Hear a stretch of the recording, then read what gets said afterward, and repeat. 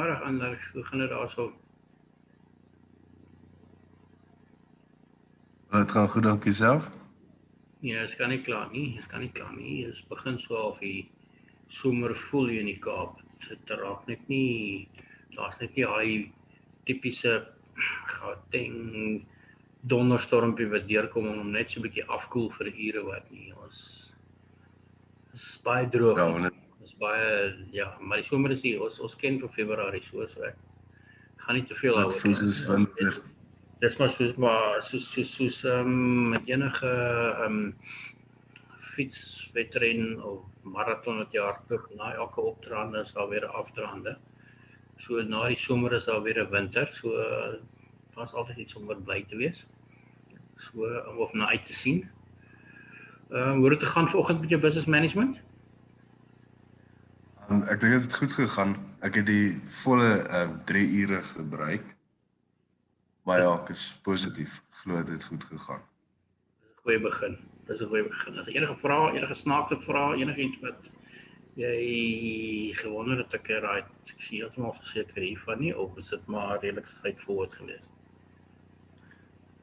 Ek dink daar was een gewees, maar ek kan nou nie presies onthou wat sy vraag nie, maar ek het op die einde maar het ek op iets af of het ek aan iets gedink wat ek nou gedink het ek net dit seker maar dit. Maar ja, Wat is die vraag geweest? Ek mag vra, kan jy onthou?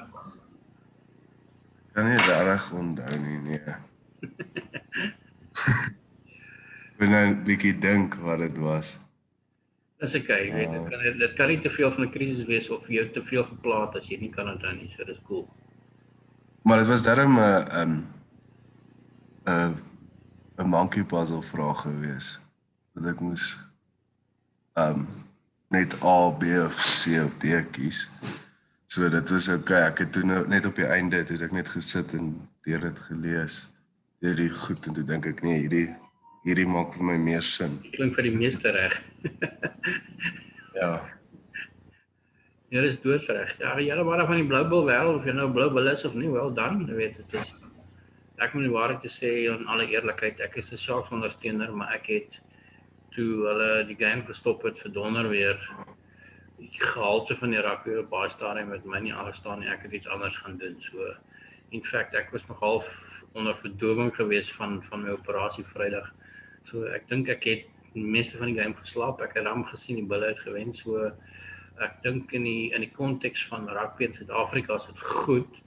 Ek dat hulle die confidence gekry het en so aan. Maar dat baie goed is ook gebeur, jy weet. Ons ouens het goed gedoen op die golfbane. Liverpool het dan verslag weer behoorlik gewen en mooi sokker gespeel. So in die algemeen is ons dan meer om oor bly te wees as om oor te kla. Ander op hierdie stadium die vandag se sessie, ek wil deur al die hoofstukke gegaan het volgens daardie ek gaan net gou vinnig op die share screen opbring. 'n Uiteensetting wat ons gedoen het in die begin. Hoofstuk vir hoofstuk en dan net kom ons sê aandui wat is die regtig die goeders om op te fokus, want soos jy aan die regterkant van die skerm sien, het ons dit gecolor-code. Groen is dit wat ons definitief gedoen het en wat jy kan verwag om iets uit te kry. Die geel maybe not, en dan die rooi obviously definitief. Dis nie behandel nie en dit gaan nog nie in die vraestel voorkom nie. So net om terug te keer, ek het wel ook vir Joshua en WhatsApp gestuur Vrydag, donderdagmiddag net om te sê dat ons skuif die sessie na 3:00 vanmiddag toe. Ek sien hy het nog nie opgesign nie. So ek gaan aan en dan hy kan na die tyd na die video kyk. Ek wil nie jou tyd, kom ons sê, in beslag neem nie. Ons het dit beplan vir 3:00 en dit is nou 3:00. Dit was al 3:00. In fact, op al 3 die horlosies wat ek in my kamer het, op die rekenaar, op my foon en teen die muur, wat al 3 verskillende tye het, is almal verby 3:00. So ek neem aan dit is 3:00 al gewees. So die fokus was dan om deur al hierdie hoofstukke te gaan, vir jou spesifiek te sê wat is die hoofstukke waaroor jy getoets gaan word in Vrydag se toets, en dan uiteraard al die werk wat getoets word in die eksamen maandag. Ehm die toets en soos dit maar gaan met toetse en eksamens, ek weet in normale omstandighede, usually when we have a full term or full semester with 2 terms, you have assignments in each term that you have to submit. You have a test that you write at the end of the first term, and you have an exam that you write at the end of the second term, at the end of the semester, basically, which means in effect that the work that you've done between the test and the exam are obviously the work that has not been assessed on, and therefore you will find that more of the questions will be from that particular or those particular chapters. I think the similar trend is also evident here with your test, your Friday test and your Monday exam. Um, the test on Friday is 100 marks. It's 2 hours, and it will be on chapters 1 to 8. It sounds a lot, but in effect, we did 14 chapters to cover this entire module. I tried to split it 7-7, but it just didn't work out. But regardless, your test on Friday is on 8 chapters. Um, it covers all different types of questions. There are multiple choice questions. There are true and false questions. There are matching column questions. There are shorter questions, 2, 4, 5, 6 mark questions. There's a case study. I think there's actually, the exam has 2 case studies, but the test only has 1 case study. The one thing about the case study that you have to remember is that all the information, I think I'm going to admit Joshua now as well.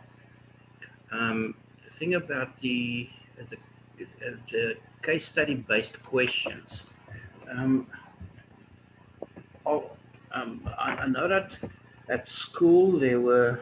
Hi Joshua, welcome joining us. We're going to go through a summary of all 8 chapters, and I'm also talking about the test on Friday, all the chapters involved, and then the exam on Monday, and which chapters are covered in the exam. The mistake that a lot of, and what I was saying to Andrich is that the test on Friday is 100 marks. It's 2 hours. It has basically two sections. It's all in the same quiz. It is multiple choice questions. It's true or false questions. Not a lot of either of those. I'm not a favorite of those kind of questions. It has shorter questions, 2, 4, 6, 8 mark questions. And then you have a case study based.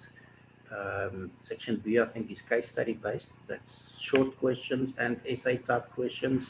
Essay type questions does not necessarily refer to, in your opinion, Joshua, in your opinion, Andre, can you explain to me in approximately 800 words what the importance is of the marketer understanding how the consumer makes these decisions? I'm not going to give you that kind of essay like you have at school.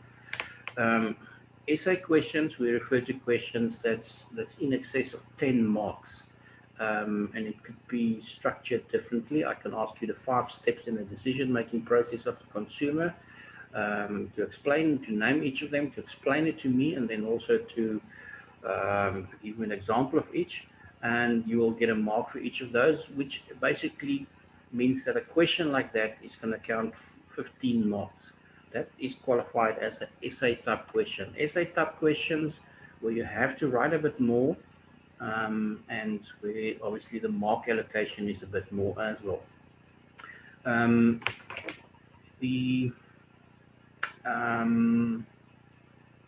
Nothing I want to say more about the test itself again. I think it's important for you, and we have addressed it in our first session. Just make sure that you read the questions properly. I've gone through the paper a couple of times. You will definitely have enough time to do everything. You won't be rushed for time. Therefore, make sure that you are thorough when you read the questions, because you don't want to You don't want to be halfway through answering a question and then all of a sudden, oh, jeez, I actually now know what they ask. And then you start from scratch. You've wasted time, and you, in the process, have confused yourself as well. So make sure that, like we said right at the beginning, interpretation of the question, very, very important to interpret the question correctly. I'm going to take an example. You both have on the screen in front of you a breakdown of chapter 1. I'm going to go to number 4. Describe 6 marketing management philosophies and their role in the evolution of marketing thought. Now, that is a straightforward question. What do they want you to do? What is the correct answer? How do you interpret that particular question? What would you say? What is expected of you in a question like that? Anyone?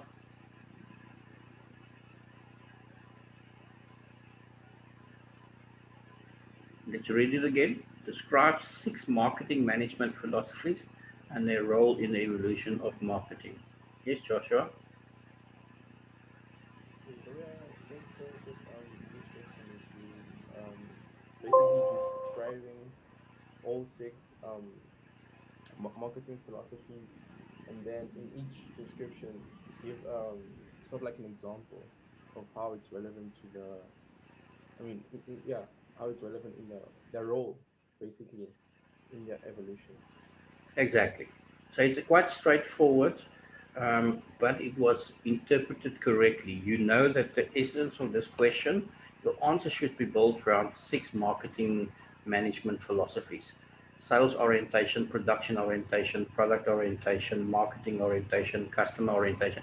You know the drill. So you know that those are the things that you have to. That's the essence of that particular question. Question number 6: discuss the nature and implementation of the marketing concept. How would you interpret that, Andre? How would you answer a question like that? If I say discuss the nature and the implementation of the marketing concept. Well, I would say then you need to expand on the nature and the implementation of the marketing concept. So, for example, describe what it is and then just elaborate on it. Okay. Whenever it says discuss, it means that you're not going to just give me a one sentence answer. You're correct. And the important component in question 6 here is the marketing concept. So you work everything that you have to discuss, the nature and the implementation of what?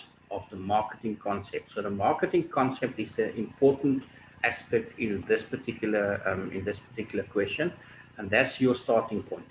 So you start with the marketing concept, and then you look at the nature of the marketing concept and how is it implemented. In other words, your discussion will evolve around um, the components of the marketing concept. Right. Enough about this at the moment. I'll get back to your tests and exams later and interpretation of questions. But important for us here is chapter 1. Chapter 1, quite simply, the entire chapter is about what marketing is, what the different marketing management philosophies are, and basically the marketing process.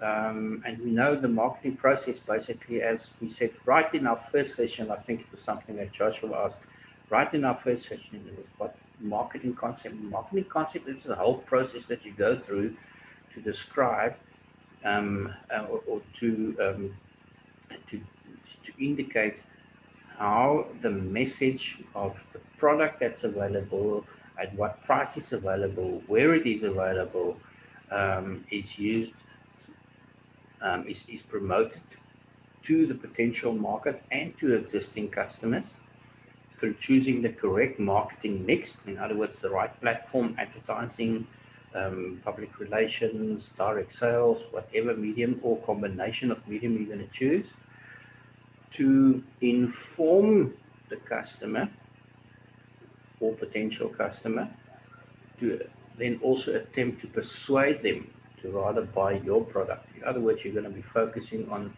what makes you different and better than the others. I know that in South Africa, in advertising, there's no um, direct advertising where you can bash your competitors is allowed. So competitive advertising is not permitted in South Africa, but it's done very subtly by a lot of other by a lot of South African companies. One of the ones that spring to mind that's very creative in being subtle to the point where they almost break new rule is Nando's. The Nando's ads always have a sort of a twist where you think that was maybe slightly inappropriate, but then if you listen to it again, well, you know what, it can go either way. And if there's that kind of doubt, it's just very clever, subtle, creative advertising. Um, I don't have the time today to also discuss with you a classic example where I know, not sure, I mean, you could just give me a thumbs up. You don't have to answer it. Can anybody remember?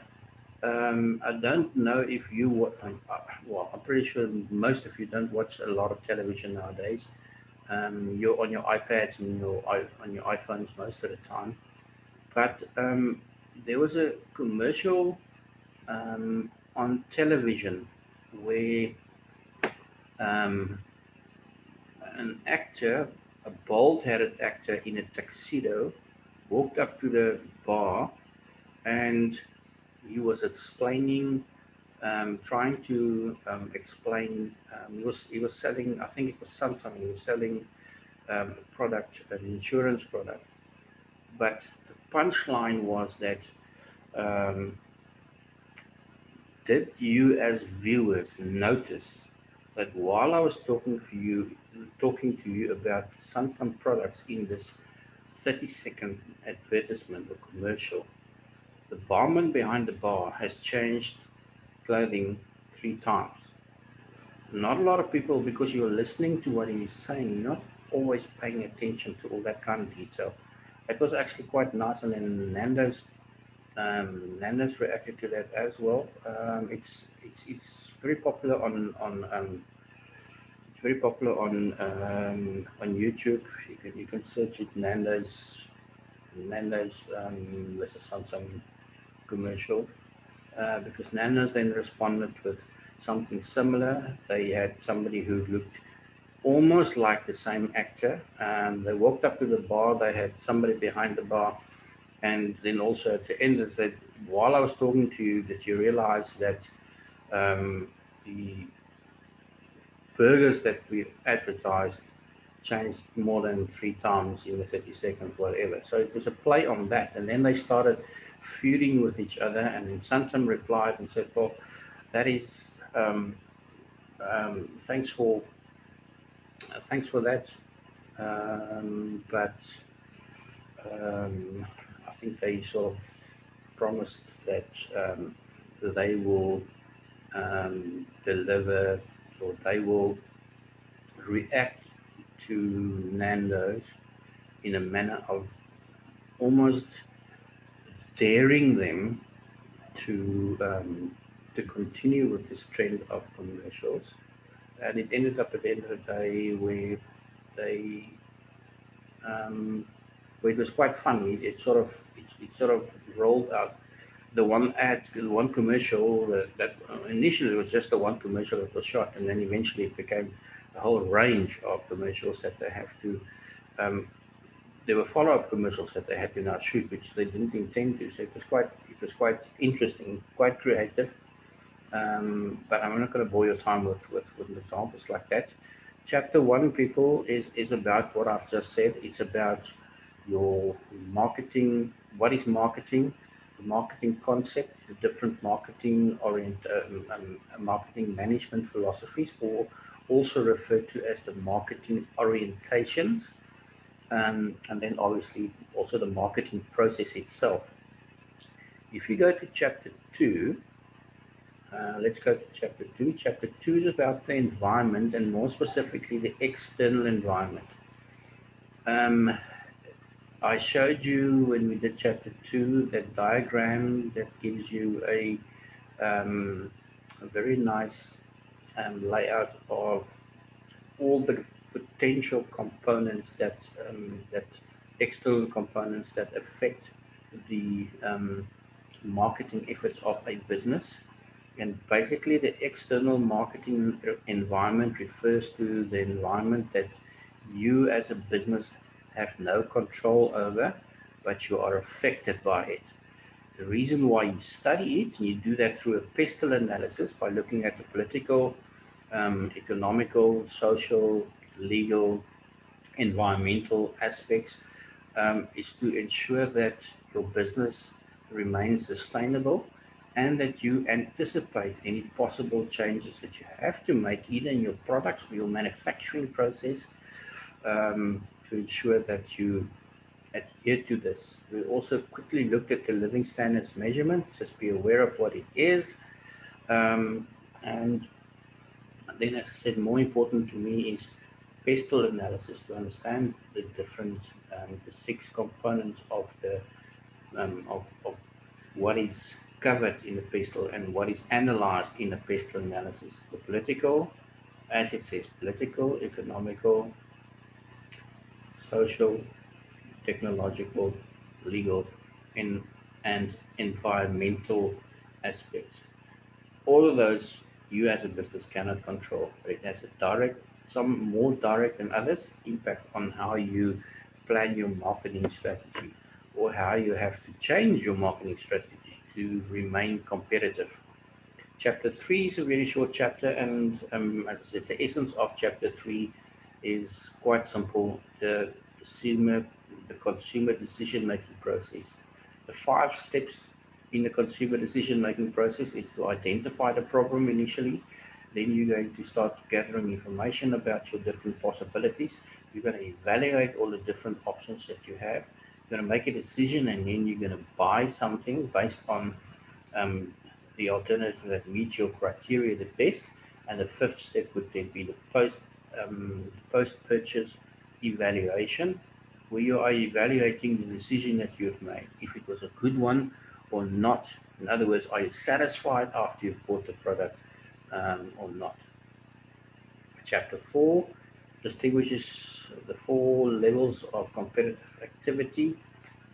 Chapter 4 is about the competitive environment. In other words, you have to identify key success factors. What makes you different than your competitor? In which ways can you be different than your competitor? Different levels is right at the start of the chapter. Is that direct competition where when Nestle is manufacturing chocolate and they're in direct competition with Cadbury's, for instance, um, and it could also be that they are not just in competition with each other, but they're also competition with other companies who don't manufacture chocolate, but who manufacture sweets, um, and and even Simba and those companies, Simba Lays, who also are producing um, snacks um, for consumption by customers. If they choose something sweet or something savory, doesn't really matter. But you basically indirect competition with each other because you want the consumer to rather buy a packet of chips than a chocolate, and vice versa for Cadbury's. They want you to buy their chocolates and not Lay's chips. Um, so for me, this particular chapter is, as you can see, we haven't done the entire chapter. It's up to point 6 that you have to cover. This is, for me, more important or the most important um, aspect in this chapter is to understand different levels of competition that you can be in with your competitors, and to establish what makes yours different than the opposition, because that's what you're going to focus on. We call it key success factors. KSF for short. Chapter 6, describe the nature of segmentation. Chapter 6 is about segmentation, and segmentation basically means you take the entire holistic market of everybody out there. I think the latest count was 59 million people in South Africa. That includes the elderly, it includes children under the age of 10, for instance, or even under, well, let's say under the age of 16, because after 16 you can open a bank account, 18 you can get a driver's license and stuff like that. But you are still seen as part of the children market. So there are people who are actively involved in the economy, but the entire population of South Africa is 59 million. So in other words, for any business and any product that you're trying to sell, that's the starting point. 59 million people are potential customers. However, you are going to break those or that holistic market up into smaller heterogenic markets which have similar characteristics, and where people with similar characteristics are found, because that increases the possibility that they will be buying that particular product. And there are different bases that's used. Number 4, basis for common and for segmentation. That's behavioral. It could be geographical. It could be your lifestyle, or psychographics, as a lot of people refer to it. So there are different bases. In this chapter, I need you to understand what segmentation is, and I need you to understand what the basis of segmentation is, because it's a very popular question in most papers, because it, it indicates to me that you understand what the whole concept of segmentation is about. Chapter 7 deals with positioning. Right, so now we've taken the holistic market, we have broken it up into smaller and heterogenic markets, which we call market segments. And the positioning now is about finding the particular target market in a segment or segments, could be more than one, depending on what product you're selling. Which of those segments are we going to target? What's our positioning is going to is an indication of who our target market is. In other words, there are different strategies that you can follow and bases that you can use to differentiate products and brands from each other. That is important for you to know in this particular chapter. Understand what the different bases of differentiation is, and when you are positioning yourself, in other words, what is your strategy? Are you entering the market as a new entrant? In other words, your product has never been in the market. Where are you going to position yourself? Usually what we use is a positioning map that has quality on the one axle and price on the other, and you compare businesses and their products according to price and quality. For instance, if you look at different vehicles, for instance, different brands of vehicles. Some vehicles are more, some vehicles have an image, and therefore it's a quality thing, and people are prepared. Therefore, the prices are a bit higher, and people are prepared to pay a bit more because they associate that brand with quality. Some of the others, fuel efficiency is very important to them. They don't really care what the car looks like, because not too many people see them drive in it. And when they drive and use the car to drive from work to home and back, nobody really sees what car they arrive in and what car they leave in. So at the end of the day, it's basically just it's basically just an item to get you from A to B. It's just private transportation, and therefore you would rather focus on other aspects like fuel consumption and reliability and cost of services and stuff like that. Although Most cars nowadays have service plans. So in this particular chapter, make sure that you understand what positioning means. Make sure that you know the different types of strategies that's available um, for you to position yourself.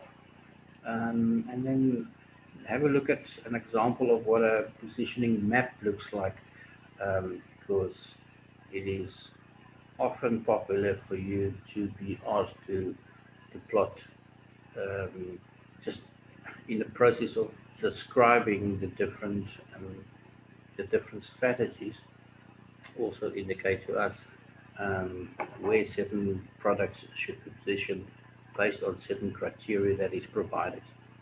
The last chapter, chapter 8, that you have to prepare for your test on Friday is on product. And obviously, the most important aspect for me in this chapter is the product levels. Understand the different product levels, the core benefit. What's the core benefit of the product? What is the basic product? What is the expected product? What is the augmented product? And what is the future or potential future product? It's quite simple. The example they give you in your manual is very self-explanatory. Um, this is again something that's a very nice question to ask you to apply your knowledge so I can get an idea if you understand what each of these different product levels mean. Distinguish between products. Well, that's the item itself, the product line. In other words, how many products do you have in your line? And then obviously your product mix, the variety of products that you have. For instance, if you are a specialist, um, let me see, what kind of specialist business can you be in? Let's look at the computer shop. Their products are all IT related. You can buy anything from a mouse to a keyboard to a LAN cable at a computer shop. The product line are all related to IT. The product mix is similar. It's all related to a particular industry, which is the IT industry here. It could be that there are different brands of the same product that they stock, but a supermarket, for instance, would be totally different. Their product mix would be, you're not going to a computer shop to buy bread and milk, and you're not going to buy your IT products from Pick and Pay. Okay. Branding is the other component of the chapter, which is important. Just understand what a brand is, um, what different types of branding is possible. We've referred to the point 9, specifically co-branding, where different businesses in South Africa have co-branded. Um, a classic example is your Pick and Pay Expresses that you find at your BP shops, your steers that you find at your BP or your engine garages. I'm not exactly sure which ones go together, but there are very good examples that's very evident and that you're quite aware of. Um, just make sure what um, branding is, what a brand is, and the different types of branding that is available. And remember that branding is not just the actual logo itself. It's also the packaging and it's also the labeling. Okay. Very often, for many years, there was a rumor that later on actually was proven to be true, is that a certain cultural group of our population in South Africa did not support the Black Cat peanut butter brand because they actually were under the indication based on the labeling that there were body parts of cat inside that tin. Okay, so be careful about your labeling, the logos you choose, the packaging. They must all basically in combination enhance your product and um, make it accessible and um, make the customer want to buy it. Right, up to this point, end of chapter 8 is what you will write your formative test on Friday. Okay, again, 100 marks, 2 hours, 2 sections, all different types of questions, similar to what you've been exposed to last year as an online Moodle quiz from 8 o'clock on Friday morning until 10 o'clock. Right, chapter 9. Chapter 9 is where we start now with 4 chapters in succession that deal with the 4 P's of marketing, where chapter 9 specifically um, deals with the product and the different, um, the process of developing a new product, for instance. Again, we haven't done the entire chapter, as you can see from the color coding on the right hand side. Um, where do you find new ideas? We all know the story that Alexander Bell, um, um, Edison, who is um, Edison, who has designed the light bulb, apparently had more than 100 failures in his attempt to finalize the product. So yes, all ideas are not going to be good ideas. But as a lecturer of mine many years ago said, if you want to have a good idea, make sure that at least you start by having some ideas. And the more ideas you have, the closer you will be to actually the perfect idea. A lot of entrepreneurs nowadays start with an idea, they think it's brilliant, they test it with their friends, and they are all in support, and they ask their family, and they're all in support, but they haven't done proper market research to determine if actually there will be enough people who will be interested in a product like that. Is there really a need for it? So proper research is required. And as I said previously, everybody is chasing the gap in the market, but make sure that there is a market in the gap. Chapter 10, we've got about 9 minutes to go. Chapter 10 talks about distribution, or as a different name for that is your marketing channels. In other words, how are the products that's manufactured, are they going to get to the customer from the production line? Because nobody goes um, directly to the manufacturer and they wait there and say, so just 10 more minutes, we just basically quickly spray painting the back of your vehicle and then it'll be fine. No, you go to a dealership to buy a vehicle. Okay, so there are different structures of marketing channels. The direct channel is the one that the example I've used is about the farmer who has a farm stall on his farm, where basically the products that he has on his farm he sells directly to the public. If somebody drives past um, on a long trip and stop at the farm stall, they buy stuff. That is something that comes from his farm, so it's directly to the customer, from the manufacturer to the customer, or from the producer to the customer. You've got wholesalers and retailers. Have a look at the different structures of marketing channels or distribution channels. Chapter 11 deals with the marketing communication. Now, that's the P that refers to promotion. Now, promotion is any form that you use, any form of communication that you choose to convey the message to the customer to ensure that A, they are informed and that they are persuaded. And a third function of marketing communication, obviously, is to remind you we are still in business. Remember, we are still here. We are still selling products. Coca-Cola still advertises because they have to? No, not because they have to, but because it is basically just a reminder of people or to customers that of what they would experience when they buy a Coca-Cola. Okay, so it's brand enhancement. It's just a reminder. So those are the three functions of what marketing communication does. It informs, it persuades, and it reminds. Furthermore, you have to understand the composition of the marketing communication mix.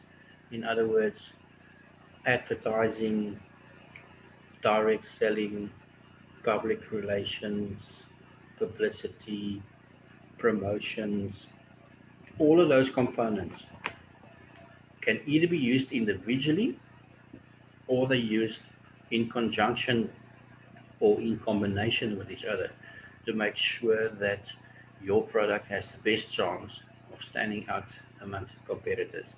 So, in other words, you have to decide what your marketing communications mix could be. And point 8 says describe the factors that affect the marketing communications mix. Most often, one of the factors that determine it is your budget. How much do you have to spend on marketing? And secondly, who are you targeting? Because as I said earlier in an example with the LSM, if 65% of a particular market segment um, only has access to radio, there's no point in you including a television commercial as part of your marketing mix if you want to reach that particular group. Okay, so the type of customer that you want to reach, the type of product that you are selling, you're not going to sell. You don't see advertisements on television of massive Ferguson tractors and um, these agricultural equipment. You get that either in agricultural magazine or you get that from an expo, exhibition, or a trade show um, where all the different manufacturers were present. Okay, chapter 13 deals with the price, all the different steps that we have to take to determine what the correct price should be. You can go through the different steps that is in your manual as well, all the steps that's necessary.